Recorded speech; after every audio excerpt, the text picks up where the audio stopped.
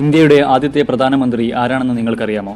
നമുക്കെല്ലാം അറിയാവുന്നതുപോലെ 1945 ഓഗസ്റ്റ് 15 ഇന്ത്യയുടെ ആദ്യത്തെ പ്രധാനമന്ത്രിയായി സത്യപ്രതിജ്ഞ ചെയ്തത് ജവഹർലാൽ നെഹ്റു ആയിരുന്നെങ്കിലും അദ്ദേഹത്തിന് മുൻപ് 1943 ഇന്ത്യയുടെ പ്രധാനമന്ത്രിയായി സത്യപ്രതിജ്ഞ ചെയ്ത ഒരാളുണ്ടായിരുന്നു. ഇന്ത്യൻ നാഷണൽ കോൺഗ്രസിൻ്റെ അഹിംസാ നയങ്ങളോട് തികച്ചും എതിർപ്പ് പ്രകടിപ്പിച്ച് രണ്ടാം ലോക മഹായുദ്ധകാലത്ത് ഇന്ത്യയിൽ നിന്നും ബ്രിട്ടൻ്റെ കണ്ണുവെട്ടിച്ച് കാബൂൾ വഴി ബഗ്ദാദും കടന്ന് ജർമ്മനിയിലെ ബെർലിനിലെത്തി ഇറ്റലിയിൽ നിന്നും മുസോളിനിയുടെയും സഹായത്തോടെ ജാപ്പനീസ് പട്ടാളത്തെ കൂട്ടുപിടിച്ച് ബർമ്മ വഴി ഇന്ത്യയിലേക്ക് സൈനിക നീക്കം നടത്തിയ ധീരയോദ്ധാവ് നേതാജി സുഭാഷ് ചന്ദ്രബോസ്.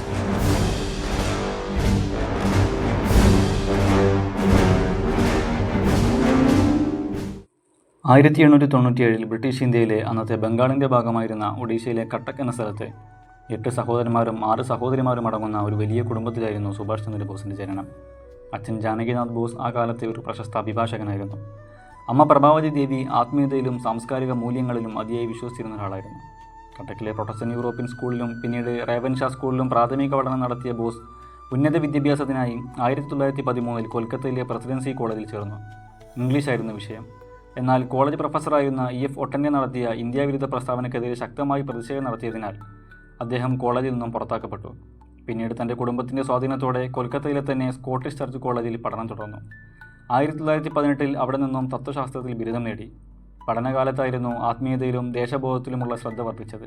പിന്നീട് 1919 ഇംഗ്ലണ്ടിലെ കേംബ്രിഡ്ജിൽ ഫിറ്റ്സ് വില്യം കോളേജിൽ നിന്നും മാനവശാസ്ത്രം, തത്വശാസ്ത്രം എന്നീ വിഷയങ്ങളിലും ബിരുദം കരസ്ഥമാക്കിയ ശേഷം അച്ഛൻ ജാനകിനാഥ് ബോസിൻ്റെ താൽപ്പര്യത്തിന് വഴങ്ങി 1920 ഇന്ത്യൻ സിവിൽ സർവീസ് പരീക്ഷയിൽ 4ാം സ്ഥാനം കരസ്ഥമാക്കി. ബ്രിട്ടീഷ് ഭരണത്തിന് കീഴിൽ ഒരു ഇന്ത്യൻ യുവാവിന് ഇത്രയും മികച്ച വിജയം ലഭിക്കുന്നത് വളരെ അപൂർവമായിരുന്നു. എന്നാൽ ബ്രിട്ടീഷ് ഗവൺമെൻറ്റിന് കീഴിൽ ജോലി ചെയ്യുന്നത് ദേശസ്നേഹത്തിന് വിരുദ്ധമാണ് എന്ന ചിന്ത മൂലം 1921 ജോലിയിൽ പ്രവേശിക്കുന്നതിന് മുൻപ് തന്നെ അദ്ദേഹം സിവിൽ സർവീസിൽ നിന്നും രാജിവെച്ച് ഇന്ത്യയിലേക്ക് തിരിച്ചെത്തി. നാട്ടിൽ തിരിച്ചെത്തിയ അദ്ദേഹം അന്ന് ഇന്ത്യൻ സ്വാതന്ത്ര്യ സമരത്തിന് പുതിയൊരു നിറം നൽകിയ മഹാത്മാഗാന്ധിയെ നേരിൽ കണ്ട് അഹിംസാ സിദ്ധാന്തത്തെക്കുറിച്ചുള്ള തൻ്റെ സംശയങ്ങളിലും ആശയങ്ങളിലും ഏറെ നേരം ചർച്ചകൾ നടത്തി. എന്നാൽ ഗാന്ധിയൻ മാർഗങ്ങളോട് പൂർണ്ണമായും യോജിക്കാൻ ബോസിന് കഴിഞ്ഞില്ലെങ്കിലും ഗാന്ധിയുടെ നിർദ്ദേശപ്രകാരം ബംഗാളിലെ കോൺഗ്രസ് പാർട്ടിയുടെ നേതാവായിരുന്ന ദേശബന്ധു ചിത്തരഞ്ജൻ ദാസ് എന്ന CR ദാസിൻ്റെ ശിഷ്യനായി ഇന്ത്യൻ നാഷണൽ കോൺഗ്രസിൽ അംഗമായി. അതേ വർഷം തന്നെ ബ്രിട്ടീഷ് ഭരണത്തിനെതിരെ പ്രതിഷേധങ്ങൾ സംഘടിപ്പിച്ചതിൻ്റെ പേരിൽ ബോസ് ആദ്യമായി ജയിലിലടക്കപ്പെട്ടു. പിന്നീട് 1925 മുതൽ 39 വരെ 20ഓളം തവണ ജയിൽവാസം അനുഭവിക്കേണ്ടി വന്നു. 1934 ശാരീരിക ചികിത്സയ്ക്ക് എന്ന പേരിൽ ബ്രിട്ടീഷ് സർക്കാർ അദ്ദേഹത്തെ യൂറോപ്പിലേക്ക് നാടുകടത്തി. ഓസ്ട്രിയ, സ്വിറ്റ്സർലാൻഡ്, ചെക്കോസ്ലോവാക്കിയ, ജർമ്മനി എന്നീ രാജ്യങ്ങളിലൂടെ സഞ്ചരിച്ച അദ്ദേഹത്തിന് ഇറ്റലിയിൽ വെച്ച് ബെനിറ്റോ മുസോളിനിയെ നേരിൽ കാണാനുള്ള അവസരം ലഭിച്ചു. ഇന്ത്യയുടെ സ്വാതന്ത്ര്യ സമരങ്ങളെക്കുറിച്ചും ബ്രിട്ടീഷ് അധിനിവേശത്തിൻ്റെ സാമ്രാജ്യത്വ അജണ്ടകളെക്കുറിച്ചും യൂറോപ്പിൽ നിന്നും ഇന്ത്യയിലേക്ക് സ്വാതന്ത്ര്യ സന്ദേശങ്ങൾ എത്തിക്കാനുള്ള മാർഗങ്ങളെക്കുറിച്ചുമെല്ലാം ബോസ് അന്ന് മുസോളിനിയുമായി ചർച്ചകൾ നടത്തുന്നുണ്ട്. നാട്ടിൽ തിരിച്ചെത്തിയ ശേഷം 1938 ഹരിപുര സെഷനിൽ കോൺഗ്രസിൻ്റെ പ്രസിഡന്റായി തിരഞ്ഞെടുക്കപ്പെട്ട അദ്ദേഹത്തിൻ്റെ സ്വാതന്ത്ര്യം സമാധാനമായി ലഭിക്കില്ല, അതിനായി ശക്തമായ വിപ്ലവ പ്രസ്ഥാനം ആവശ്യമാണ് എന്ന ആശയങ്ങൾ ഗാന്ധിയുടെയും കോൺഗ്രസ് പാർട്ടിയുടെയും ആശയങ്ങൾക്ക് ഘടകവിരുദ്ധമായതിനാൽ പാർട്ടിക്കകത്ത് അദ്ദേഹത്തിനെതിരെ എതിർപ്പുകൾ നേരിടേണ്ടി വന്നു. 1939 ത്രിപുര സെഷൻ്റെ പ്രസിഡന്റായി വീണ്ടും തിരഞ്ഞെടുക്കപ്പെട്ടെങ്കിലും ഗാന്ധിജി അതിനെതിരെ എതിർപ്പ് പ്രകടിപ്പിക്കുകയാണ് ചെയ്തത്. തുടർന്നുണ്ടായ അസ്വാരസ്യങ്ങൾ മൂലം അതേ വർഷം തന്നെ അദ്ദേഹം ഔദ്യോഗികമായി പാർട്ടിയിൽ നിന്നും രാജിവെച്ചു.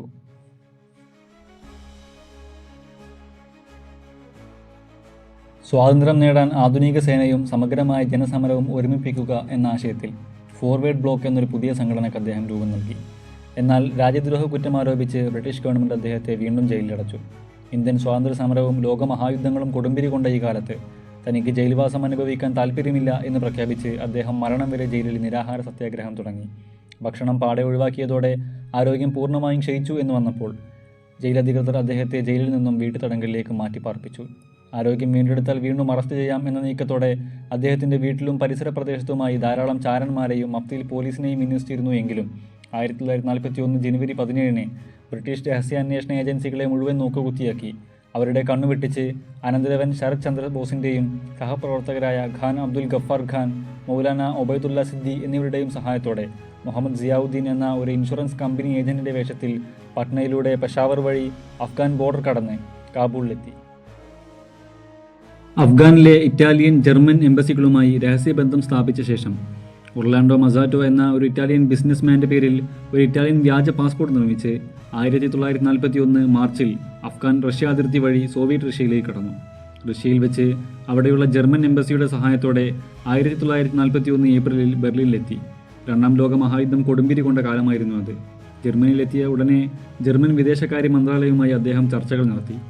ജർമ്മനിയും ബ്രിട്ടനും തമ്മിൽ യുദ്ധം നടന്നിരുന്ന സാഹചര്യത്തിൽ ബ്രിട്ടീഷ് വിരുദ്ധനായ ഇന്ത്യൻ നേതാവ് എന്ന നിലയിൽ ജർമ്മൻ അദ്ദേഹത്തിന് രാഷ്ട്രീയ അഭയം നൽകി. ജർമ്മനി ബ്രിട്ടനെ പരാജയപ്പെടുത്തുമ്പോൾ ഇന്ത്യ അടിമത്തത്തിൽ നിന്നും മോചിതരാകണം എന്നായിരുന്നു ജർമ്മൻ വിദേശകാര്യ മന്ത്രാലയം അദ്ദേഹത്തോട് പറഞ്ഞത്. ഇതിൻ്റെ ഭാഗമായി 1941 ഡിസംബറിൽ ജർമ്മനിയിലുള്ള ഇന്ത്യൻ കുടിയേറ്റക്കാരെയും ഇന്ത്യൻ യുദ്ധത്തടവുകാരെയും സംഘടിപ്പിച്ച് ഫ്രീ ഇന്ത്യൻ സെൻറ്റർ എന്ന ഇന്ത്യൻ സ്വാതന്ത്ര്യ സേനയെ രൂപീകരിക്കുകയും ബെർലിനിൽ നിന്നും ആസാദ് ഹിന്ദ് റേഡിയോ സ്ഥാപിച്ച് അതിലൂടെ ഹിന്ദി, തമിഴ്, ബംഗാളി, ഉറുദു, ഇംഗ്ലീഷ് എന്നീ വിവിധ ഭാഷകളിൽ അദ്ദേഹത്തിൻ്റെ ആശയങ്ങൾ ഇന്ത്യയിലേക്ക് പ്രക്ഷേപണം നടത്തുകയും ചെയ്തു. ആ പ്രക്ഷേപണങ്ങളിലൂടെയാണ് പ്രസിദ്ധമായ ജയ് ഹിന്ദ് എന്ന മുദ്രാവാക്യം ആദ്യമായി ഉടലെടുത്തത്. 1942 ഇന്ത്യൻ ലീജൻ എന്ന പേരിൽ ജർമ്മൻ പട്ടാളം തടവിൽ പാർപ്പിച്ച ബ്രിട്ടീഷ് ആർമിയിലുണ്ടായിരുന്ന ഇന്ത്യക്കാരെ ഏകോപിപ്പിച്ച് ഒരു സംഘം രൂപീകരിക്കുകയും ഇന്ത്യൻ അതിർത്തി പ്രദേശങ്ങളിലൂടെ ബ്രിട്ടീഷ് ഭരണകൂടത്തിനെതിരെ ആക്രമണം നടത്തുക എന്ന ലക്ഷ്യത്തോടെ സംഘത്തിന് സൈനിക പരിശീലനം നൽകുകയും ജർമ്മൻ പദ്ധതികളിൽ ഉൾപ്പെടുത്തുകയും ചെയ്തു. അതിനിടയിൽ 1941 ഇറ്റാലിയൻ സർക്കാരിൻ്റെ ക്ഷണം സ്വീകരിച്ച് റോമിലെത്തിയ ബോസ് വീണ്ടും മുസോളിനിയുമായി കൂടിക്കാഴ്ച നടത്തുകയും സൈനികമായ പിന്തുണ ആവശ്യപ്പെടുകയും ചെയ്തു. എങ്കിലും സാങ്കേതിക കാരണങ്ങൾ ചൂണ്ടിക്കാണിച്ച് മുസോളിനി നയപരമായ പിന്തുണ മാത്രമാണ് വാഗ്ദാനം ചെയ്തത്. 1942 മെയ് 27 അദ്ദേഹം അഡോൾഫ് ഹിറ്റ്ലറുമായും കൂടിക്കാഴ്ച നടത്തുന്നുണ്ട്. ഇന്ത്യയെ സ്വതന്ത്രമാക്കാനുള്ള പ്രവർത്തനങ്ങളിൽ തങ്ങൾക്ക് പിന്തുണ നൽകണമെന്നും ജർമ്മൻ സൈന്യം ഇന്ത്യയിലേക്ക് പ്രവേശിച്ചാൽ ഇന്ത്യൻ സൈന്യവും ഇന്ത്യയിലെ ജനങ്ങളും ചേർന്ന് വിപ്ലവത്തിന് തയ്യാറാകുമെന്നും അദ്ദേഹത്തെ അറിയിച്ചു. എന്നാൽ ഹിറ്റ്ലറുടെ മറുപടി നിരാശാജനകമായിരുന്നു. ഹിറ്റ്ലർ ബോസിൻ്റെ ധീരതയെ പ്രശംസിക്കുകയും തന്ത്രപരമായ ചില കാരണങ്ങളാൽ ജർമ്മൻ സൈന്യത്തിന് ഇന്ത്യയിലേക്ക് നേരിട്ട് പ്രവേശിക്കാൻ കഴിയില്ല എന്ന് അറിയിക്കുകയും ചെയ്തതോടൊപ്പം മറ്റു എല്ലാവിധ പിന്തുണകളും വാഗ്ദാനം ചെയ്തു. 1943 ആയപ്പോഴേക്കും സ്ഥിതിഗതികൾ ആകെ മാറി. ജർമ്മനി യുദ്ധത്തിൽ പരാജയപ്പെട്ടു തുടങ്ങിയതോടെ ഹിറ്റ്ലറുടെയും ജർമ്മനിയുടെയും യൂറോപ്പിലെ അപ്രമാദിത്യം കുറഞ്ഞു വരികയും അതേസമയം ഏഷ്യയിൽ ജപ്പാൻ കൂടുതൽ ശക്തി പ്രാപിക്കുകയും ചെയ്തു. ഇതോടെ ഏഷ്യയിൽ ബ്രിട്ടീഷുമായി ഏറ്റുമുട്ടാൻ ഒത്ത സഖ്യം ജപ്പാനാണെന്ന് മനസ്സിലാക്കിയ ബോസ് ജപ്പാനിലേക്ക് ചുവടുമാറ്റാനുള്ള പദ്ധതികൾ ആവിഷ്കരിച്ചു. 1943 ഫെബ്രുവരി 8 U-180 എന്ന ജർമ്മൻ മുങ്ങിക്കപ്പലിൽ തൻ്റെ അടുത്ത സഹായിയായിരുന്ന ആബിദ് ഹസനുമൊത്ത് ജർമ്മനിയിലെ ബോർഡോക്സ് തുറമുഖത്ത് നിന്നും ജർമ്മൻ സർക്കാരിൻ്റെ സഹായത്തോടെ ജപ്പാനിലേക്ക് പുറപ്പെട്ടു.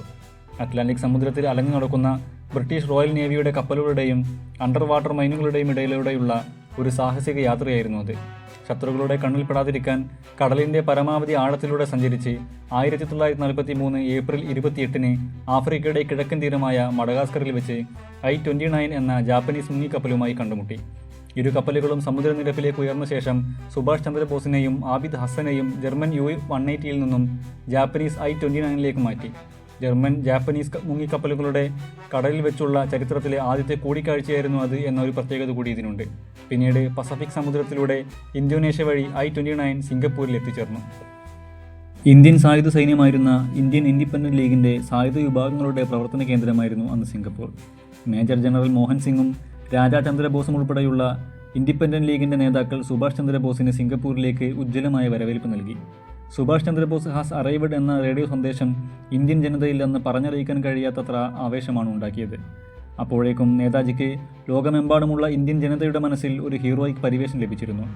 1943 തന്നെ നേതാജി ടോക്കിയോയിലെത്തി ജാപ്പനീസ് പ്രധാനമന്ത്രിയായിരുന്ന ടോജോയെ നേരിൽ കാണുകയും ആ കൂടിക്കാഴ്ചയിൽ രാഷ്ട്രീയ നേട്ടങ്ങൾ ഉണ്ടാക്കിയെടുക്കുകയും ചെയ്തു. ടോജോ ഇന്ത്യൻ സ്വാതന്ത്ര്യ സമരത്തിന് പൂർണ്ണ പിന്തുണ പ്രഖ്യാപിക്കുകയും ഇന്ത്യൻ ദേശീയ സൈന്യത്തിന് ആയുധവും പരിശീലനവും നൽകാമെന്ന് സമ്മതിക്കുകയും ചെയ്തു. അങ്ങനെ 1943 ഒക്ടോബർ 21 സിംഗപ്പൂരിൽ വെച്ച് ആസാദ് ഹിന്ദ് എന്ന പേരിൽ ഇന്ത്യക്ക് ആദ്യമായി ഒരു സ്വതന്ത്ര സർക്കാർ രൂപീകരിക്കപ്പെടുകയും it is not enough to wish for freedom, we must fight for it എന്ന വാചകത്തോടെ നേതാജി സുഭാഷ് ചന്ദ്രബോസ് ഇന്ത്യയുടെ ആദ്യത്തെ സ്വതന്ത്ര സർക്കാരിൻ്റെ പ്രധാനമന്ത്രിയും യുദ്ധമന്ത്രിയുമായി സത്യപ്രതിജ്ഞ ചെയ്തു. ഫിനാൻസ് മിനിസ്റ്ററായി റാഷ് അബ്ദുൽ കപൂറും പ്രൊപ്പഗണ്ട മിനിസ്റ്ററായി A.N. നായരും ആർമി സപ്പോർട്ട് മിനിസ്റ്ററായി കേണൽ ഹബീബുർ റഹ്മാനുമായിരുന്നു നേതാജിക്കൊപ്പം സത്യപ്രതിജ്ഞ ചെയ്ത മറ്റുള്ളവർ. ജപ്പാൻ, ജർമ്മനി, ഇറ്റലി, ബർമ്മ തുടങ്ങിയ ആക്സിസ് പവർ രാജ്യങ്ങൾ ഈ സർക്കാരിനെ ഔദ്യോഗികമായി അംഗീകരിക്കുകയും 1942 ബ്രിട്ടീഷുകാരിൽ നിന്നും ജാപ്പനീസ് പട്ടാളം പിടിച്ചെടുത്ത ആൻഡമാൻ നിക്കോബാർ ദ്വീപുകൾ ഔദ്യോഗികമായി ആസാദ് ഹിന്ദ് ഗവൺമെൻറ് നൽകുകയും ചെയ്തതോടെ സ്വതന്ത്ര ഇന്ത്യ എന്ന ആശയം അതിൻ്റെ പടിവാതിൽ പിന്നിട്ടു. നേതാജി പ്ലോട്ട്ബറിൽ നേരിട്ടെത്തി ഇന്ത്യയുടെ സ്വതന്ത്ര മണ്ണിൽ ആദ്യത്തെ ത്രിവർണ്ണ പതാക ഉയർത്തുകയും ജനങ്ങളെ അഭിവാദ്യം ചെയ്യുകയും ചെയ്തു. ഇന്ത്യയിൽ നിന്നും ബ്രിട്ടീഷിനെ പുറത്താക്കുക, സ്വതന്ത്ര ഇന്ത്യയിൽ റിപ്പബ്ലിക് സ്ഥാപിക്കുക, ഇന്ത്യൻ ജനതയെ വിദേശ അടിമത്തത്തിൽ നിന്നും മോചിപ്പിക്കുക എന്നിവയായിരുന്നു ഗവൺമെൻറ്റിൻ്റെ ലക്ഷ്യങ്ങൾ. ഇതിനായി ആദ്യപടിയെന്നോണം തകരാറിലായിരുന്ന മേജർ ജനറൽ മോഹൻ സിംഗ് രൂപീകരിച്ച ഇന്ത്യൻ നാഷണൽ ആർമിയെ give me blood and I will give you freedom എന്ന മുദ്രാവാക്യത്തോടെ പുനർസംഘടിപ്പിക്കുകയും 3 പ്രധാന ഡിവിഷനുകളിലാക്കി വിഭജിച്ച് മലേഷ്യ, ബർമ്മ, തായ്ലാൻഡ് എന്നിവിടങ്ങളിൽ ക്യാമ്പ് ചെയ്ത് ജാപ്പനീസ് പട്ടാളത്തിൻ്റെ സഹായത്തോടെ പരിശീലനങ്ങൾ നൽകുകയും ചെയ്തു. സാമ്പത്തിക സഹായത്തിനായി ആസാദ് ഹിന്ദ് ഗവൺമെൻറ് തെക്കുകിഴക്കൻ ഏഷ്യയിലെ ഇന്ത്യൻ സമൂഹത്തിൽ നിന്നും ഫണ്ട് ശേഖരണം ആരംഭിച്ചു. ചെറിയ വ്യാപാരികളെന്നോ തൊഴിലാളികളെന്നോ വ്യത്യാസമില്ലാതെ ജനം ആവേശത്തോടെ സഹായം നൽകി. കൂടാതെ ജപ്പാന്റെ സാങ്കേതിക സൈനിക സഹായവും ലഭിച്ചതോടെ സർക്കാരും സൈന്യവും പൂർണ്ണ സജ്ജരായി. മലയാളിയായ ക്യാപ്റ്റൻ ലക്ഷ്മിയുടെ നേതൃത്വത്തിൽ സ്ത്രീകളും സ്വാതന്ത്ര്യ സമരത്തിൻ്റെ ഭാഗമാവുക എന്ന മുദ്രാവാക്യത്തോടെ തെക്കുകിഴക്കൻ ഏഷ്യയിലെ വനിതകളെ ഏകോപിപ്പിച്ച് റാണി ലക്ഷ്മിബായ് റെജിമെൻ്റ് എന്ന പേരിൽ ലോകത്തിലെ ആദ്യത്തെ വനിതാ പട്ടാള വിഭാഗത്തെ രൂപീകരിക്കുകയും അവർക്ക് ആയുധ പരിശീലനവും ഫീൽഡ് മെഡിക്കൽ ട്രെയിനിങ്ങും നൽകി.